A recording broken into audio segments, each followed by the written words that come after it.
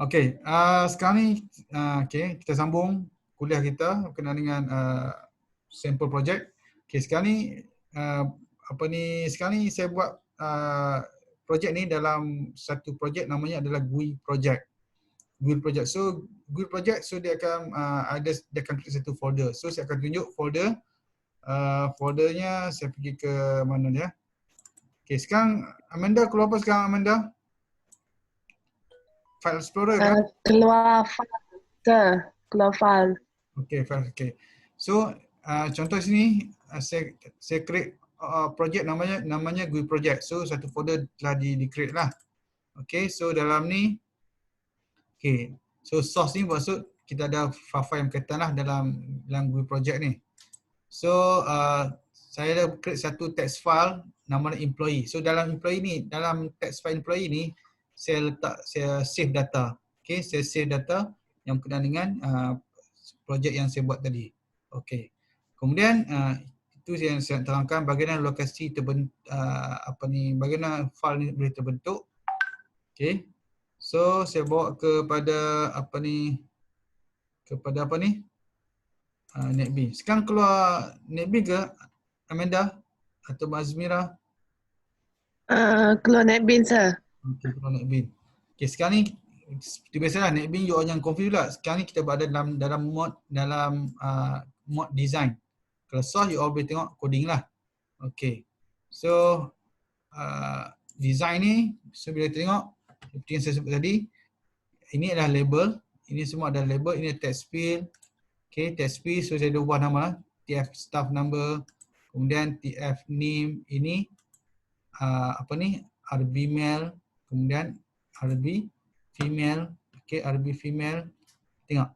Bila you all tengok sini, Azmira dah masuk dah. Okey, so bila you all tengok male, RB male, saya groupkan radio button male ni dalam button group. Button group nama dia BTN gender. So you all kena masukkan dulu. You all kena klik ni masuk sini. Kemudian baru you all kena groupkan. Yang ni sama ingat female. RB female saya groupkan dalam button group nama dia BTN gender. BTN gender adalah button group. Okey, button group. Okey, nak tahu button group? You all boleh tengok di mana di bawah ni. Mana di bawah? Button group. You all nak tahu benda apa? You all boleh tengok di sini.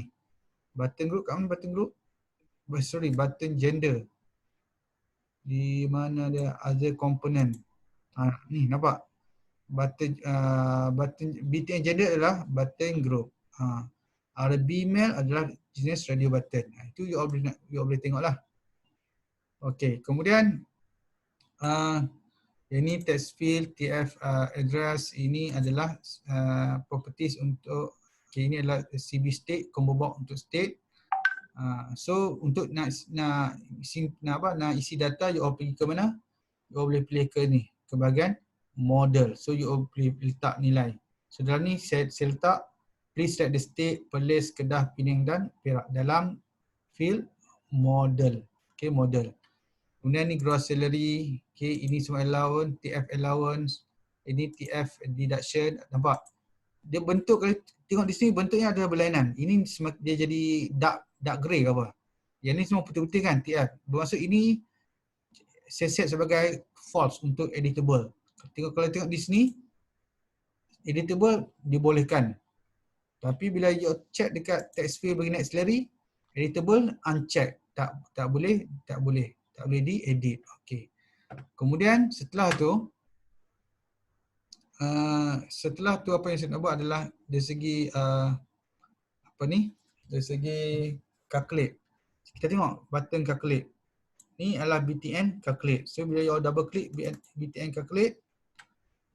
Okey, sorry, ada satu lagi yang saya nak tunjuk. Okey, ini adalah text area yang kita tengok tadi ni, text area. Okey, text area. Kemudian yang ni pula adalah apa ni? Adalah apa ni? Apa yang disebut? JTable. Mana JTable? Mana JTable menghilang? Mana JTable? Ni table ni. Dia tak gunakan J, dia guna ni.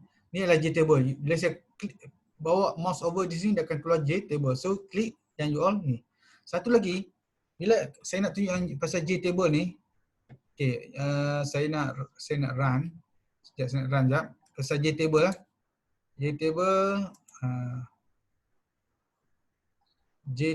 JTable. Nampak? Saya buat staff ya tak nampak ni. Sebab ni. Okay, sekarang Amanda keluar apa sekarang? Amanda Kazimah. Sekarang keluar yang GUI tu, sir. Okay. Sekarang ni bila you all tengok di sini, ni adalah JTable ni. Staff number bulan ni. Bagaimana you all nak set benda ni? Saya tunjuk satu ilmu baru kat you lah. Saya baru dapat minggu ni ya.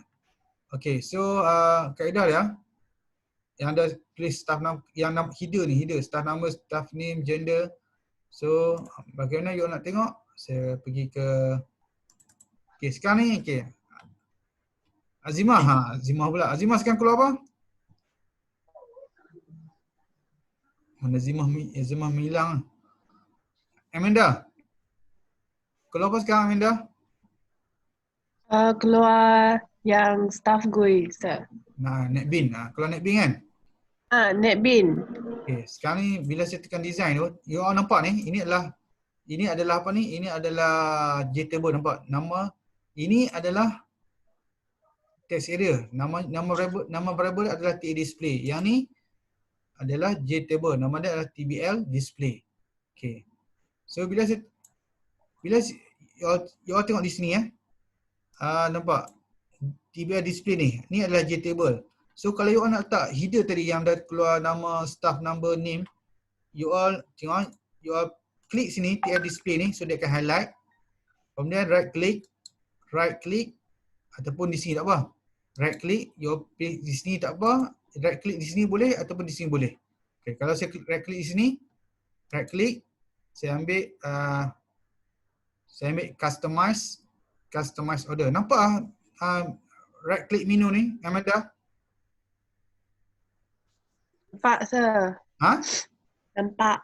Nampak Yang table content change variable name tu kan? Nampak? Okay, sekarang dia keluar benda ni. Nampak? Kalau ikut yang asal dia akan keluar banyak ni, benda ni. Dia akan keluar banyak. Dia akan keluar 4 null ni.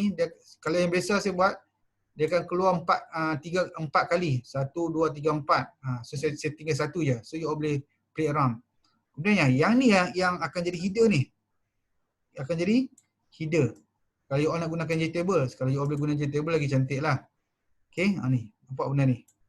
Okay, ini adalah header bagi setiap kolom dalam table. Okay, header bagi setiap kolom dalam JTable. Nampak? Okay, itu je. Okay, kemudian kalau you all nak tukar pergi ke custom, nak tukar pergi ke custom property. Okay, pilih custom property. Bila custom property barulah you all boleh ubah. Kalau tak tukar ke custom property, you all tak boleh nak ubah. Okay, so you all boleh tengok ke YouTube how to use JTable. How to display data in JTable dalam YouTube. Okay, itu yang saya nak tunjuk. Okay, sekarang ni kita pergi ke coding. Sekarang ni still lagi Netbin ke? Amanda? Masih, sir. Masih, okay. Sekarang kita pergi ke source. Okay, sekarang ni apa terjadi bila kita klik calculate button? Ini saya dah teranglah dulu. Okay. Kita tahu bila kita dapatkan data, untuk kita nak dapatkan data daripada text box, kita akan gunakan get text. So get text ni dia akan return dalam bentuk string. So dalam bentuk string, sekarang ni you all nak buat pengiraan. So kena tukarkan string tadi dalam get text tadi ke bentuk double. So convert string to double. So you guna benda ni lah. So you dapatkan data bagi salary, allowance dan deduction sebab you nak buat pengiraan. Kalau you tak tukar, tak convert kepada double, you tak boleh nak buat pengiraan. Okay, so set text kita akan set. Bila dah dapat nilai net salary, bila you all dah dapat net salary, so definitely nilai net salary ni dalam bentuk double. So nak display data dalam text field, kena display data dalam bentuk string. So sekarang ni net salary dalam double. So you all nak display dalam dalam text field net salary. So kena convert daripada double, okay, convert daripada double ke bentuk string. You akan convert net salary ni dalam double ke bentuk string dengan menggunakan string.value of. Okay. So barulah you all boleh simpan. You all boleh display dalam set tag. Itu untuk save. Saya ingat pukul 1 baru habis ni. Okay, untuk calculate. Kemudian untuk save data. Okay, save data. Tengok save data. Bila you tekan save data, okay, saya yang ni praktis yang tak berapa nak cantik lah. Sepatutnya kalau suara saya tak clear, you all bagi tahu Amanda atau Azimah. Okay. So kalau ikut di sini saya buat sekali lagi lah. Kalau ikut sini praktis saya tak berapa nak bagus. Okay, sini saya dapatkan data yang macam tadi. Untuk BTN calculate ni kita nak, bukan BTN calculate. Saya nak save data. Ni save data. Kalau ikut di sini ini dengan ini sama aja. Tak apalah kita tengok. BTN save BTN ni adalah button save. So dia gunakan action yang jenisnya adalah action perform. So bila kita klik button, so dia akan menghasilkan action perform. Okay, action event. So method yang akan handle action event adalah action perform. Saya ulang balik, button, bila you klik button dia akan menghasilkan action event. So method yang akan menangani, akan handle action event adalah action perform. So that's why dia letak action perform. So dalam kes ni, okay, dalam kes ni kita tengok dalam kes ni kita tengok, dalam kes staff gue ni saya akan berkomunikasi dengan dua kelas. Satu kelas staff operation. You nampak kelas staff dan kelas staff operation. Okay, so kenapa saya gunakan kelas staff ni? Sebab kelas staff ni saya nak guna method, saya nak gunakan constructor. Okay, saya nak gunakan constructor bagi kelas staff. So constructor normally kalau ikut bahasa yang tak formal, kita nak simpan semua data dalam satu objek. Kita nak simpan semua data dalam satu objek. Kita gunakan constructor. Dan juga kita gunakan getter method. So getter method maksudnya, apa maksud getter method? Getter method saya nak dapatkan nilai. Nanti kita akan tengok. Okey, kemudian staff operation pula. Kenapa saya menggunakan staff operation? Sebab saya nak gunakan method-method yang berkaitan. Contoh sekarang kita tengok. Okey, sekarang ni untuk button save, apa yang kita tengok adalah pertama sekali saya nak save, so saya kena dapatkan data. Saya kena dapatkan data yang telah diisi oleh user. Okey, setelah user setelah user klik button untuk nak mendapatkan net salary. Bila semua data telah diisi bagi setiap komponen daripada staff number sehingga net salary, so you all kena dapatkan data.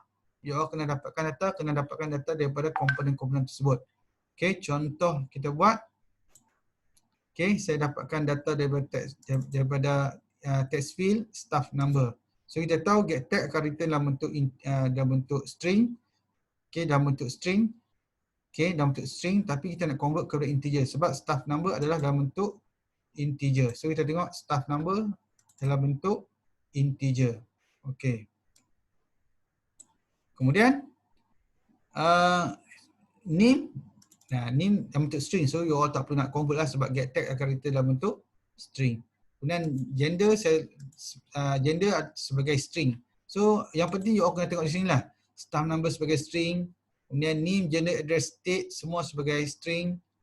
Staff number sebagai integer. Name, gender, address, state sebagai string. Dan yang nombor untuk pengiraan semua kita letakkan dalam double. So kita ada 3 jenis data saja. Integer, string dengan double. So kita tahu gender dalam bentuk string. So buat masa ni kita akan letak nilai sebab kita nak buat pemilihan. Jika RB is selected, jika radio button male di check ataupun dipilih, okay, so kita akan set gender sama dengan male.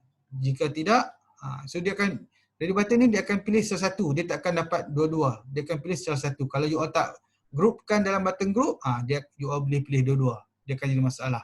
Tapi kalau you all groupkan radio button ni, radio button male dan female dalam button group, so you all akan dibenarkan pilih salah satu, sama ada male ataupun female.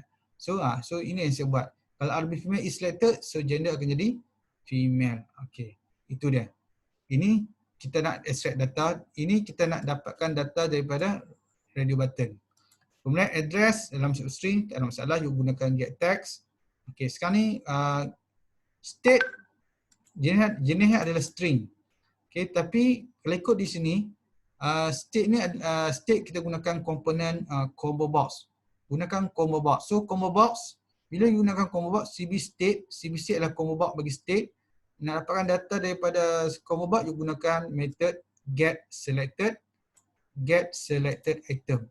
So get selected item ni akan return dalam bentuk objek. Contoh get text akan return dalam bentuk string. Tetapi get selected item ni akan return data dalam bentuk objek. So sekarang ni you kena convert daripada objek ke bentuk string sebab state disimpan dalam bentuk string. So you kena buat. Okay, you kena buat you kena convert objek kepada string dengan menggunakan string.valueOf. Nampak? Get it from combo box in object data type and convert it into string data type. Okay, ini contohnya. Okay. Kemudian salary, salary get tag dalam bentuk string, you kena convert ke bentuk double. So gunakan double.passDouble. Okay, get data in string from text space salary, yang lain sama juga dalam text space allowed deduction, and convert them into double. So lepas tu boleh buat calculation. Okay, selepas tu bila you dah dapat berapa data? 9. 1, 2, dan daripada combo box you dapat daripada GUI berapa data you dapatkan? 1, 2, 3, 4, 5, 6, 7. Sebab next series you all tak boleh dapatkan sebab next series ni kita akan membuat pengiraan. Okay, you all tak digunakan enter nilai. So 1, 2, 3, 4, 5, 6, 7, 8. 8. Betul kan? 1, 2, 3, 4, 5, 6, 7, 8, 9. 9. Okey, ada 9. 9? 9 ke? Kenapa 9? Okey ah. 1, 2, 3, 4, 5, 6, 7. Mana satu lagi?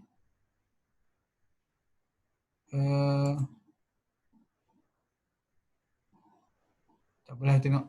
Staff number ada, name, gender. Ini 1, 2, 3, 4, 5, 6, 7, 8, 9. Tak apalah. Kita tengok dulu 9. 9. Okay, so kita dapatkan net salary. Net salary ini saya buat contoh yang paling simple. Tapi macam you all ni, you all kena buat if section, if statement. Sebab melibatkan kadar. Okay, kemudian setelah you all dah dapat nilai staff daripada staff number sehinggalah net salary, you all kena simpan dalam satu objek. Inilah kita gunakan konsep object oriented. Konsep object oriented. So kita akan simpan ke semua data ni ke dalam satu objek dengan menggunakan constructor. Okay, constructor ni constructor. So di mana dia? Yang ni kita panggil dah. Kita panggil benda ni constructor. Bermaksud kita nak simpan data, first kali kita akan simpan data, semua data ni kita akan simpan data dalam satu objek dengan menggunakan constructor. So harus diingat, pastikan susunan adalah sama, pastikan susunan ni adalah sama dengan susunan yang terdapat di dalam constructor. Kena ikut sequence dia. Bermaksud kalau staff number dulu, kena gunakan staff number dulu. Tak boleh you letak, katakan sini you letak name dahulu. You letak name kemudian staff number, so dia akan jadi data type adalah tidak sama. Pastikan kena ikut apa yang you all buat di sini. Kena ikut satu-satu, sebiji-sebiji. Okay, exactly the same. Ikut dia punya order dia. Okay. Kemudian setelah you all simpan, setelah you all simpan dalam objek, okay, mesti ada satu variable yang akan menunjuk kepada objek yang you simpan ni. Okay, saya ulang balik. Konstruktor gunanya untuk kita nak simpan data dalam objek lah, sebab you all dah dapat nilai, simpan dalam objek, dan selalunya objek ni akan ditunjuk oleh satu variable, nama dia object reference variable yang dikenali sebagai employee. Employee ni mestilah berjenis staff. Dalam kes ni employee ni adalah variable yang berjenis staff. Nampak? Employee yang berjenis staff. Okey. Setelah tu you all, apa pun you akan bawa ke mana-mana, you akan bawa variable ni. Okey, you all akan gunakan employee. So employee, so sekarang ni tengok ada benda yang saya nak stress di sini. Sekarang ni saya akan panggil staff operation, saya akan panggil add record yang terdapat dalam kelas staff operation. So staff operation ni adalah variable. Staff operation ni adalah adalah variable yang berjenis kelas staff operation. So sebab apa saya gunakan staff operation? Sebab saya nak panggil add record. So add record, you boleh tengok di sini add record. Saya add record. Sekarang ni saya pass apa? Saya pass object reference variable iaitu employee yang menunjuk kepada satu objek yang mempunyai data-data yang tertentu. Okey, data-data yang tertentu. Saya pass object reference variable employee yang menunjuk kepada satu objek yang di-create daripada kelas staff. So, maksud employee ni adalah jenis staff. Jenis staff ni. So, bila dia panggil add record, staff operation ni, add record, nampak? Saya buat satu variable tak mau bagi you all confused. Okay, di sini saya gunakan employee. Tapi, bila di sini saya gunakan M. Dia sama aja. Takut kalau saya guna employee, nanti takut you all confused lah. Apa maksudnya? Kalau you all tengok di sini, employee akan dipass kepada employee objek yang ditunjuk oleh objek ni yang ditunjuk oleh variable employee ni akan diberikan kepada apa ni? Kepada variable M. M pun mesti berjenis staff juga sebab kita pass employee. Employee berjenis staff. M pun mesti berjenis staff. Dia data type mesti kena sama. So maksud lebih kurang macam ni, employee akan dipaskan ke M. Bermaksud M ni akan merujuk objek di mana objek tersebut ditunjuk oleh employee, ataupun tersebut dengan kata yang mudah, employee akan merujuk objek yang ditunjuk oleh saya ulang balik. Okay, variable M ni akan menunjuk objek di mana objek tersebut ditunjuk oleh variable employee. Ataupun dengan kata yang mudah, M akan merujuk ke mana employee merujuk. Dengan kata yang formal, M akan merujuk kepada objek di mana objek tersebut dirujuk oleh variable employee. So, dia akan jadi seperti berikut. So, you all boleh harus ingat, bila melibatkan file writer, print writer, so you all kena import. Sebab file writer ini sepatutnya kalau nak senang saya buat import java.io.star. Sebab kebanyakan semua berada dalam package java.io. Tapi sekarang saya nak bagi orang nampak. File writer, semua file writer dan print writer ni, semua berada dalam package java.io. File writer dan print writer dalam package java.io. Okey. So sekarang you ada import. Kemudian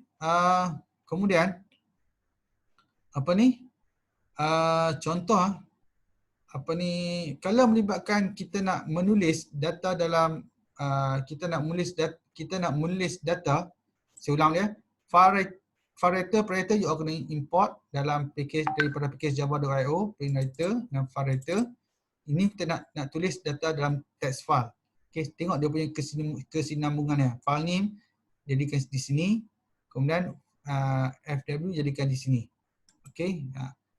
Harus ingat untuk kita nak tambah data dalam text file, you kena tambah satu lagi parameter sebagai true, second parameter pada kelas file writer. Actually benda ni adalah merujuk kepada constructor. Benda ni merujuk kepada constructor bagi kelas file writer yang mempunyai dua parameter. Satu berjenis file, satu berjenis boolean. Okay, kalau true ni maksud you all boleh tambah file. You all boleh tambah data. You all boleh tambah data di dalam text file. Okay, so FW ni you akan letak pada constructor bagi kelas print writer. Ada kesinambungannya. Di sini ke sini dan di sini ke sini. So you nak tulis, you tulis gunakan PW. PW.println. PW.println bermaksud kita nak simpan data di dalam text file. PW daripada print writer. Variable daripada print writer. Print writer PW.println. Tengok. Print line kalau print satu baris, kalau print line dia akan pergi ke baris yang baru. Tengok M.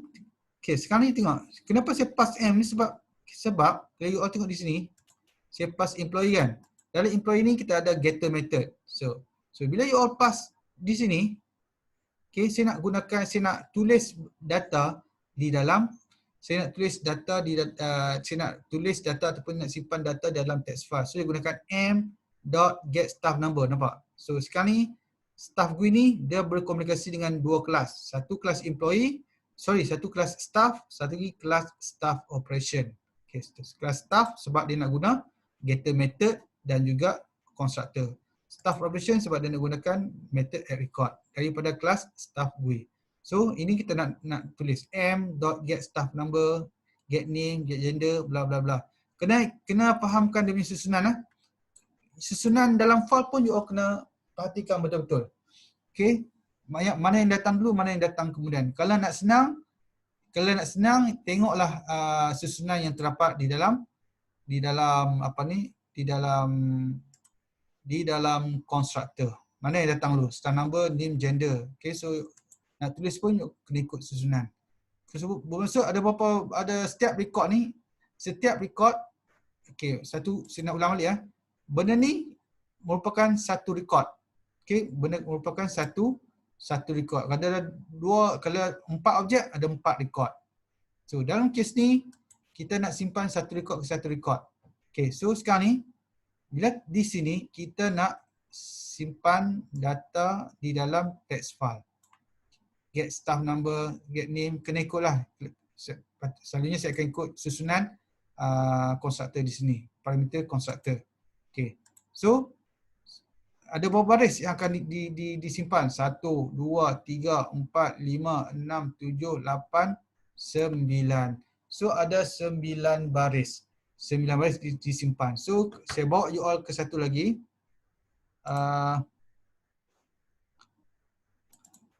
Sekarang ni keluar apa sekarang? Azmira? Keluar notepad. Okay, nampak? Ini kaedah saya menyimpan data di dalam text file. Okay, ada berapa ni? Tadi ada 9 kan? 1, 2, 3, 4, 5, 6, 7, 8, 9. Okay, 9. So nanti kalau you all nak baca, you all kena baca line by line. Nanti saya akan tunjuklah, saya akan terangkan bagaimana kita nak baca line by line. Okay. Okay, so kat sini maksudnya sini ada 2 record lah. Satu record yang berkenaan dengan Zabidin, satu record berkenaan dengan Sulaiman Hassan. Okay. So setiap record ada berapa baris? Ada 1, 2, 3, 4, 5, 6, 7, 8, 9. Ini pun sama juga. 1, 2, 3, 4, 5, 6, 7, 8, 9. Okay, dah. So ini adalah text file employee. Okay, so saya bawa you all balik semula kepada NetBeans. Okay, so setiap kali you all melibatkan file, okay, satu lagi saya nak ingatkan, bila you all nak simpan data, dalam text file, dia akan melibatkan exception. Dia akan melibatkan exception. Contoh kalau saya buang ni. Saya buang benda ni. Okay, saya buang benda ni, tengok apa yang terjadi. Okay, tengok. Unreported exception, IO exception. So you all kena klik ni, kemudian add throws clause exception. Nampak dia akan keluar sini. Okay, Automatic bila dia keluar kat sini, so dia akan buat di sini lah. Tapi sini dah ada dah. Cuma okay, katakan saya buang benda ni. Saya buang benda ni. Okay, you all tengok perbezaan dia.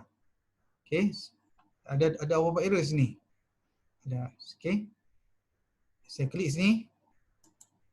Add to exception. So dia akan buat 2. Terus IO exception. Dengan dia buat satu lagi. Kat mana dia? Nampak? Dia tambah di sini. Okay. Okay. Yang ni tak ada. Saya tak nak gunakan try cache. Okay. Harus diingat. Paling penting. Kadang itu saya pun dah terlupa dah. Saya terlalai. Okay. Kena gunakan selalunya bila melibatkan penulisan ke dalam text file ataupun penulisan ataupun penyimpanan data dalam text file ataupun kita nak baca data daripada text file, URL kena gunakan exception IO exception. Okay. Dah selesai. So bermaksud sini URL kena tutuplah setiap kali dah tulis data, URL dah habis tulis, URL dah habis simpan data dalam text file ataupun URL dah habis baca daripada text file, kena tutup. Ya, PW dalam sini saya buat 2 lah. PW, mula tutup PW dulu, PW.close, kemudian FW.close. Kemudian selesai. Okay, kemudian selesai, habis. Okay. Ini untuk bahagian add record. Satu lagi saya nak ingatkan, since di sini dia ada exception, bila kita tengok kelas staff GUI yang memanggil method add records ni. Bila kita tengok di sini add records. Okey, itu saya dah ajarkan. Okey, apabila add records ni return ada exception, you all kena letak dalam try cache. Kena letak dalam try cache. Okay, try cache. So kalau saya nak tunjuk you all bahagian slide notes untuk exception handling. Saya tak pasti. Itu saya cari problem macam mana, kenapa tak boleh run. Rupanya saya perlu letak try cache. Okay. Nanti saya akan tunjuk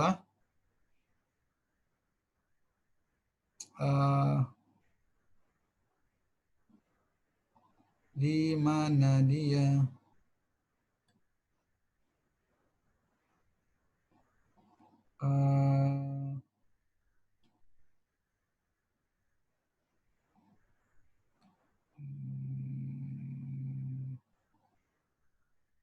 Okay. Saya tunjuk satu ni. Okay. Sekarang ni keluar apa sekarang dekat you all ni? NetBeans. Okay. Sekarang ni keluar apa sekarang? Keluar slide. Okay, tadi cuba bayangkan tadi. Yang tadi ni kita ada public void add record kan? Okay. Kita ada tadi public void add record, kemudian saya buat throws IO exception. Betul? Nampak tak? Azmira? Nampak, sir. Jadi kita buat ni public void add record, kemudian saya buat throws IO exception. So dalam ni saya buat pw.println, saya masukkan, saya simpan data. Sekarang kita nak panggil method add record ni, kita bagi dalam, nampak? Sebab di sini dia dah throw exception. Dah throw exception, bila dah dilempar, dibuang, terus masuk dibuang atau dilempar. Bila setiap kali ada method yang dibuang ataupun dilempar ataupun di-throws, you all kena catch, you all kena tangkap. Tangkap, kita gunakan try cache. Nampak? Try cache. Okay, sama juga case yang dalam NetBeans ni. Sekarang keluar NetBeans kah? Azmira? Ya, sir. Keluar NetBeans kah? Keluar NetBeans. Okay, nampak sekarang. Subversion.add records. Okay, employee. So, saya gunakan try catch.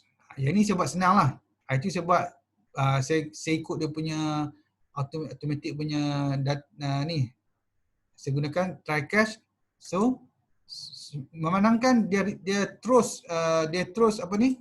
Memandangkan dia terus IO exception, dia lempar IO exception. Setiap kali lemparan, setiap kali terus you all kena tangkap.